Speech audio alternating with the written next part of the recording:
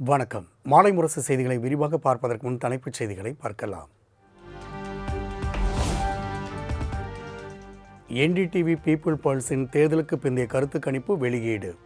தமிழ்நாட்டில் திமுக தலைமையிலான கூட்டணி 125 முதல் 145 இடங்களில் வெல்லும் என கணிப்பு.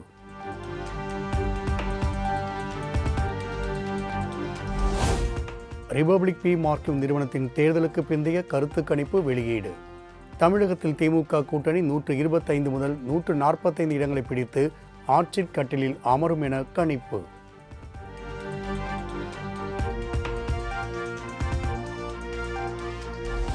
தமிழ்நாட்டில் 128 முதல் 147 தொகுதிகளை கைப்பற்றி அதிமுக ஆட்சி அமைக்க வாய்ப்பு என டைம்ஸ் நவ் ஜேவிசி கருத்து கணிப்பு. திமுக கூட்டணி 75 முதல் 95 தொகுதிகள் வரையும், தவேக 8 முதல் 15 தொகுதிகள் வரையும் கைப்பற்றக்கூடும் என கணிப்பு.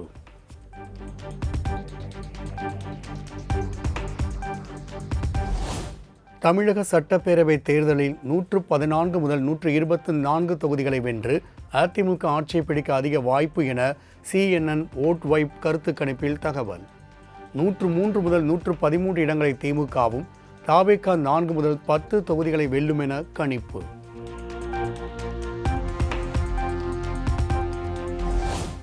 தமிழகத்தில் 120 தொகுதிகளை கைப்பற்றி தவேக ஆட்சி அமைக்கும் என இந்தியா டுடே மற்றும் ஆக்சிஸ் மை இந்தியா இணைந்து நடத்திய கருத்து கணிப்பில் தகவல். ஆளும் திமுக 110 இடங்களையும், அதிமுக 32 இடங்களை மட்டுமே பிடிக்கும் எனவும் கணிப்பு.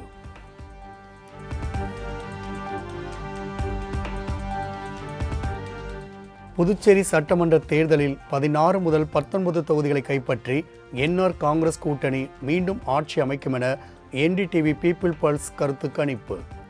காங்கிரஸ் கட்சி 10 முதல் 12 இடங்களை கைப்பற்ற வாய்ப்புள்ளதாகவும் தகவல்.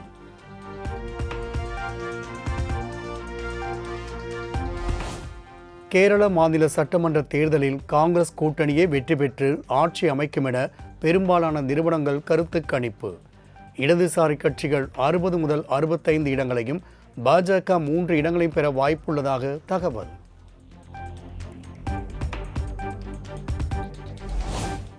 மேற்கு வங்கத்தின் 150 முதல் 175 இடங்களை கைப்பற்றி பாஜக கூட்டணி ஆட்சி அமைக்கும் என பல்வேறு நிறுவனங்கள் கருத்து கணிப்பு.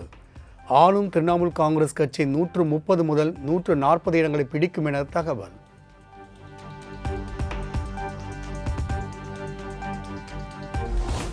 அசாம் மாநில சட்டமன்ற தேர்தலில் பாஜக மீண்டும் அரியணை ஏற வாய்ப்புள்ளதாக பெரும்பாலான நிறுவனங்கள் கருத்து கணிப்பு.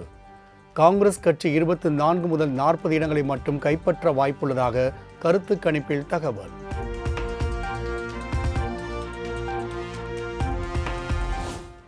எப்போதும் தங்களுக்கு எதிரான கருத்து திணிப்புகளை முறியடித்து மகத்தான வெற்றிகளை பதிவு செய்வதே வரலாறு என அதிமுக கருத்து. 2011-16 வரலாற்றை மீண்டும் படைக்கப் போகிறோம் எனவும் திட்டவட்டம்.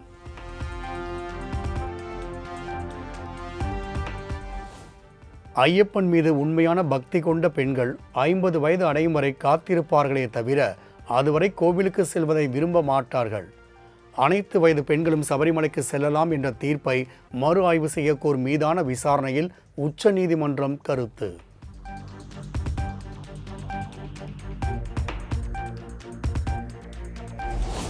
தமிழ்நாட்டில் இதுவரை இல்லாத அளவுக்கு பசுமை புரட்சி, வெண்மை புரட்சி போல் விசில் புரட்சி நடக்கும் என செங்கோட்டையன் நம்பிக்கை. ஒரு சில ஆங்கில சேனல்களுக்கு எங்களை பிடிக்காது என்பதால் தவேகவுக்கு எதிராக கருத்து கணிப்பு வெளியிடுவதாகவும் குற்றச்சாட்டு. நான் பார்த்துருப்போம், பசுமை புரட்சி, வெண்மை புரட்சி, இனப்புரட்சி, சோசியலிச புரட்சின்னு சொல்லியிருக்காங்க. இப்போது தமிழக வெற்றி கழகத்துடைய தலைவர் தளபதியுடைய அவருடைய விசில் புரட்சி தான் தமிழ்நாட்டில் மட்டுமல்ல உலக அளவில் தெரிய போகிறது. இதுதான் நடக்கப் போகிறது. 200 இடங்களில் அவர் வெற்றி பெறுவார். அவர்தான் தமிழ்நாட்டை ஆள்வார். இது மக்களால் தீர்மானிக்கப்பட்டிருக்கிற ஒன்று.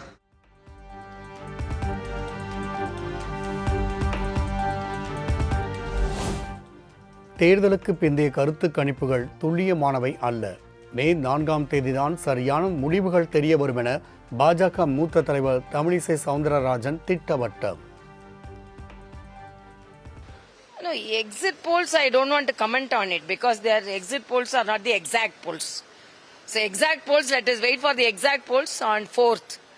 So exit polls, I cannot comment because it is not the authenticated procedure which is taken, followed.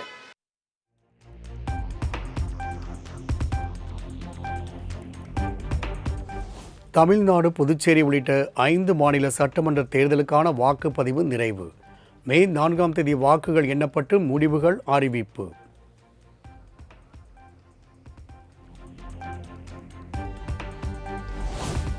மேற்கு வங்கத்தில் 142 தொகுதிகளுக்கான 2ஆம் கட்ட தேர்தலில் 91.66% வாக்குகள் பதிவு.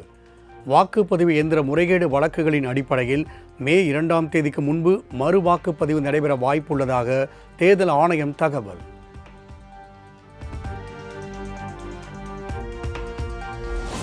நாடு சுதந்திரம் அடைந்த பிறகு மேற்கு வங்கத்தில் நடைபெற்ற தேர்தலில் அதிக அளவிலான வாக்குப்பதிவு.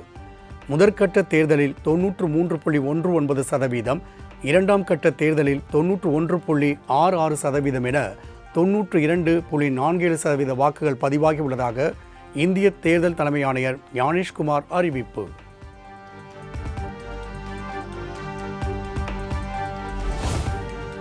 மேற்கு வங்க சட்டப்பேரவை தேர்தலில் 2 பங்கு வெற்றியுடன் திரிணாமுல் காங்கிரஸ் ஆட்சி அமைப்பது உறுதி.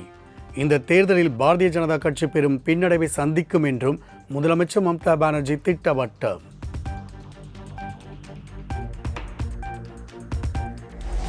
தொகுதி மறுவரையறை மூலம் உத்தரப்பிரதேச மாநிலத்திற்கு அதிக தொகுதிகள் கிடைப்பதற்கு எதிர்ப்பு தெரிவிக்கிறது திமுக. அரசியல் ஆதாயத்திற்காக உத்தரப்பிரதேச மாநிலத்தை திமுக தொடர்ந்து இழிவுபடுத்தி வருவதாகவும் பிரதமர் நரேந்திர மோடி குற்றச்சாட்டு.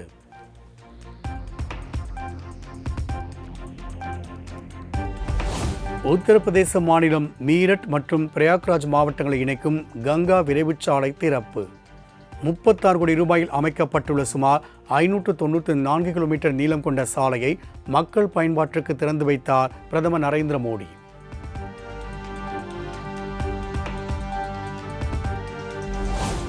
சென்னை பனையூரில் 234 வேட்பாளர்கள் உட்பட மூத்த நிர்வாகிகளோடு தவேக தலைவர் விஜய் இன்று முக்கிய ஆலோசனை. மே 4ஆம் தேதி வாக்கு எண்ணிக்கை நடைபெற உள்ள நிலையில் கட்சி நிர்வாகிகளுக்கு அறிவுரை வழங்க உள்ளதாக தகவல்.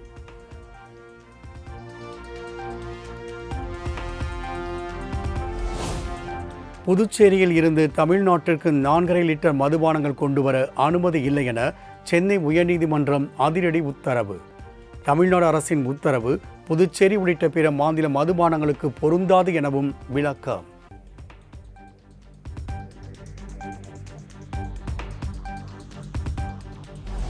தமிழகத்தில் அதிகபட்ச வெப்பநிலை ஒரு சில இடங்களில் 2 முதல் 3 டிகிரி செல்சியஸ் அதிகரிக்கக்கூடும். அதிக வெப்பநிலை காரணமாக தமிழகம், புதுச்சேரியின் ஒரு சில பகுதிகளில் அசௌகரியம் ஏற்படலாம் எனவும் சென்னை வானிலை ஆய்வு மையம் கணிப்பு.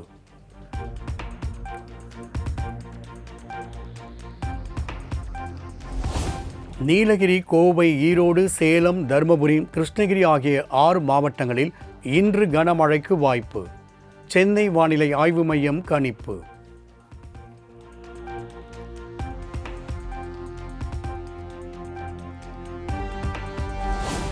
காவிரியில் இருந்து தமிழகத்திற்கு 2.5 TMC தண்ணீர் திறக்க கர்நாடக அரசுக்கு காவிரி மேலாண்மை ஆணையம் ஆணை. டெல்லியில் நடைபெற்ற காவிரி மேலாண்மை ஆணையத்தின் 50வது கூட்டத்தில் தமிழ்நாடு அரசின் கோரிக்கையை ஏற்று உத்தரவு.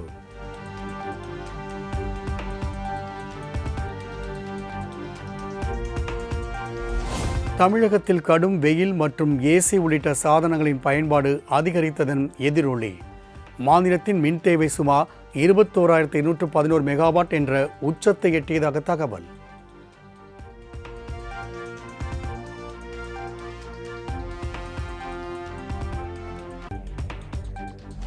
தவேக தலைவர் விஜய் சங்கீதா விவாகரத்து வழக்கை விசாரித்து வந்த நீதிபதி சசிகலா பணியிட மாற்றம்.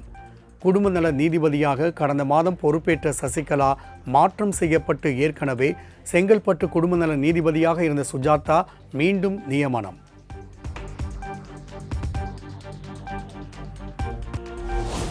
கண்டாங்கி பட்டுடுத்தி சிறப்பு அலங்காரத்தில் மதுரை நகருக்கு வந்தடைந்தார் கள்ளழகர். மதுரை 3 மாவடி பகுதியில் கள்ளழகர் எதிர்சேவை கோலாகலம்.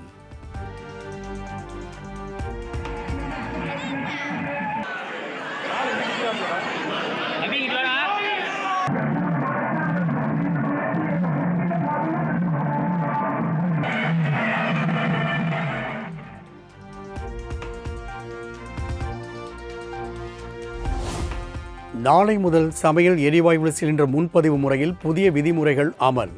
முன்பதிவு செய்ய நகரங்களில் இருந்த குறைந்தபட்ச அவகாசம் 21 நாள்களில் இருந்து 25 நாள்களாகவும், கிராமப்புறங்களில் 25 நாள்களாக இருந்த அவகாசம் 45 நாள்களாகவும் அதிகரிப்பு.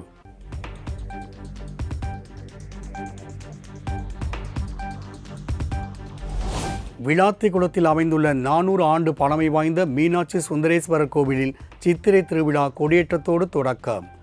ஆயிரக்கணக்கான பக்தர்கள் கலந்து கொண்டு தேரினை வடம் பிடித்து இழுத்து வழிபாடு.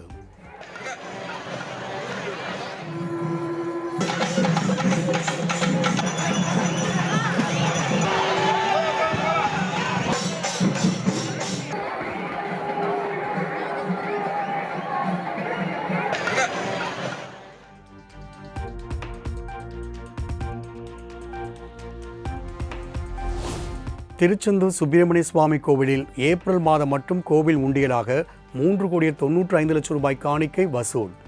803 கிராம் தங்கம், 17,762 கிராம் வெள்ளி உள்ளிட்டவற்றை கோவிலுக்கு காணிக்கையாக செலுத்தியுள்ள பக்தர்கள்.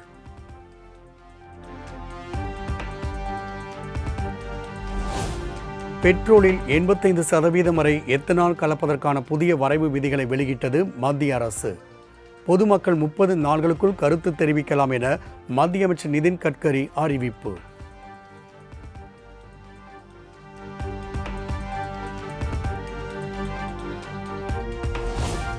ஆந்திராவை ஆளும் தெலுங்கு தேசம் கட்சியின் செயல் தலைவராக நாரா லோகேஷ் நியமனம். ஆந்திர முதலமைச்சர் சந்திரபாபு நாயுடு முன்னிலையில் பொறுப்பேற்றார்.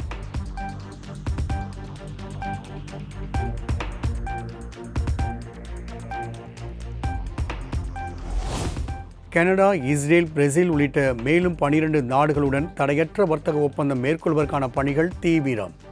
மேற்காசிய போர் பதற்றத்திற்கிடையே இம்மாதத்தின் முதல் 3 வாரங்களில் ஏற்றுமதி அதிகரித்துள்ளதாகவும் மத்திய தொழில்துறை அமைச்சர் பியூஷ் கோயல் பெருமிதம்.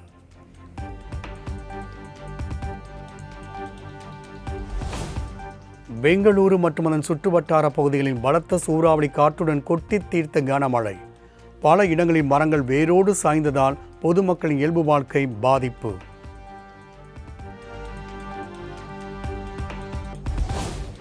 பெங்களூருவில் ஒருபுறம் சூறாவளி காற்றுடன் கனமழை கொட்டி தீர்த்த நிலையில் ஒரு சில இடங்களில் ஐஸ் கட்டி மழை பெய்ததால் மக்கள் மகிழ்ச்சி.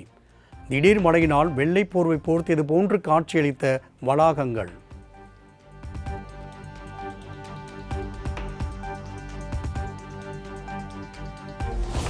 மகாராஷ்டிரா மாநிலத்தில் சுட்டெரிக்கும் வெயில் தாக்கத்தால் உயிரிழந்தோர் எண்ணிக்கை 109ஆக அதிகரிப்பு. நந்துர்பார் மற்றும் ரத்னகிரி மாவட்டங்களில் அதிகப்படியான உயிரிழப்புகள் ஏற்பட்டதாக தகவல்.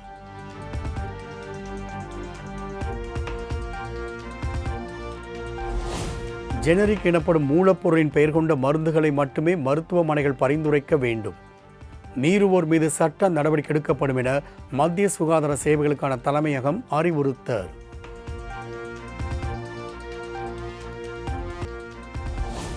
ஈரான் அணுசக்தி ஒப்பந்தத்தில் கையெழுத்திடும் வரை அந்நாட்டு துறைமுகங்களை முற்றுகையிடுவோம் என அமெரிக்க அதிபர் டொனால்ட் ட்ரம்ப் கருத்து. அணு ஆயுதங்கள் இருக்காது என ஈரான் நாடு ஒப்புக்கொள்ளாத வரை ஒப்பந்தம் ஏற்படாது என்றும் அதிரடி.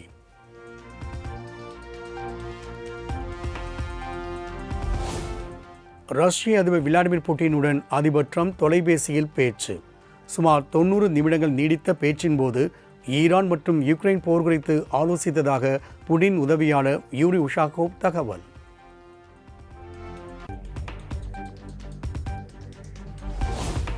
மும்பை இந்தியன்ஸ் அணிக்கு எதிரான போட்டியில் ஹைதராபாத் அணி 6 விக்கெட்டுகள் வித்தியாசத்தில் வெற்றி.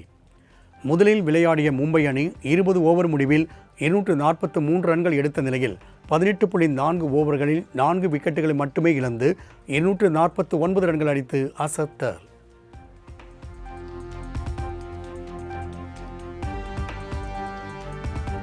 ஐபிஎல் தொடரின் இன்றைய 42வது போட்டியில் குஜராத், ராயல் சேலஞ்சர்ஸ் பெங்களூரு அணிகள் மோதல். அகமதாபாத் நரேந்திர மோடி மைதானத்தில் நடைபெறும் போட்டியில் வெற்றியை பதிவு செய்ய இரு அணி வீரர்களும் தீவிரம்.